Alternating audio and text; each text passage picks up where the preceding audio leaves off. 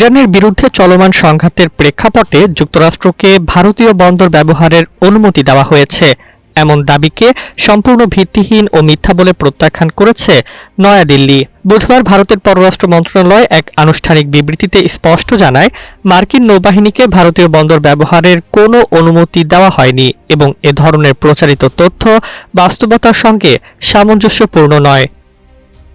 সম্প্রতি যুক্তরাষ্ট্রের সাবেক প্রতিরক্ষা সচিবের উপদেষ্টা ডগলাস ম্যাকগ্রেগর একটি টেলিভিশন সাক্ষাৎকারে দাবি করেন, চলমান উত্তেজনার মধ্যে মার্কিন নৌবাহিনীর জাহাজগুলো ভারতীয় বন্দর ব্যবহার করতে পারে। তার এই মন্তব্য দ্রুতই আন্তর্জাতিক অঙ্গনে আলোচনার জন্ম দেয়। তবে এই বক্তব্যের কড়া প্রতিবাদ জানিয়েছে ভারতের পররাষ্ট্র মন্ত্রণালয়। তারা বলছে, ভারতীয় বন্দর ব্যবহারের বিষয়ে ছড়ানো দাবি পুরোপুরি বানোয়াট।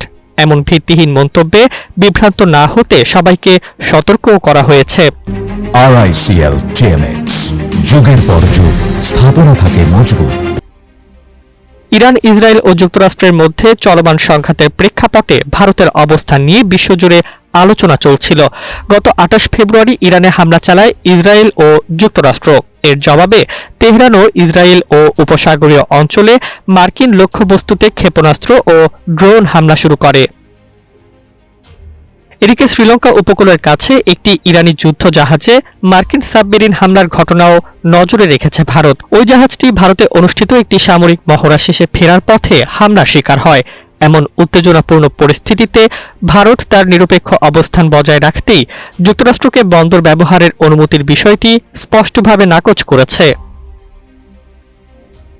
Desk report, Bangladesh bulletin.